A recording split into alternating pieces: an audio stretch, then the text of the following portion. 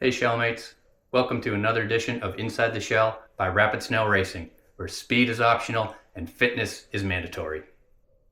All right, Shellmates, Coach Rachel here, aka Try Cupcake, and today we are talking about swim pace versus cadence. And this is one of the most common places athletes accidentally work harder while going slower. The goal is not to spin your arms faster like you are trying to win a blender competition.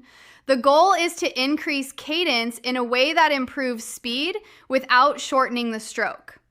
First, what is this skill? Swim speed comes from two things working together: how fast you turn over and how far you travel each stroke. Speed equals stroke rate, which is cadence, times distance per stroke. So pace can change even when cadence changes in the wrong direction, because distance per stroke and drag are changing at the same time. So the real skill is learning how to add cadence while still holding water and keeping your body long. Now let's talk about the two common scenarios. Scenario one is the classic trap. Pace slows, but cadence goes up. That usually means you are turning over faster, but each stroke is doing less work. You are spinning, slipping water, or creating more drag. Common causes are a catch that slips, so the hand presses down instead of holding water, a stroke that gets shorter because you stop the pull early and do not finish past the hip, lifting the head to breathe or sight, which drops the hips and increases drag, crossing over on entry, or simply fatigue, turning your stroke into survival mode.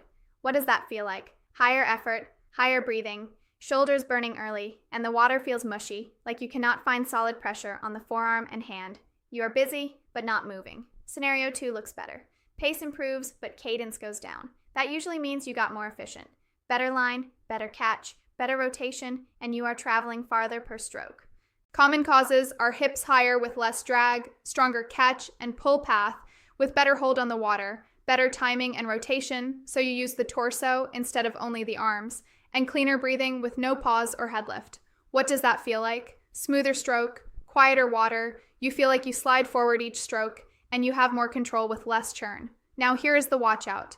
If cadence drops too much, you can glide and die, where you slow down between strokes, especially in open water, or late in a set when fatigue shows up. You do not want a long pause. You want a long stroke with continuous rhythm. Why does this matter? Because it helps you diagnose pace changes instead of guessing. It prevents false effort, where you work harder but go slower. It helps you adjust between pool and open water.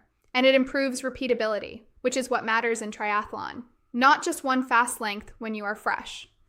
What does it look like when this is working?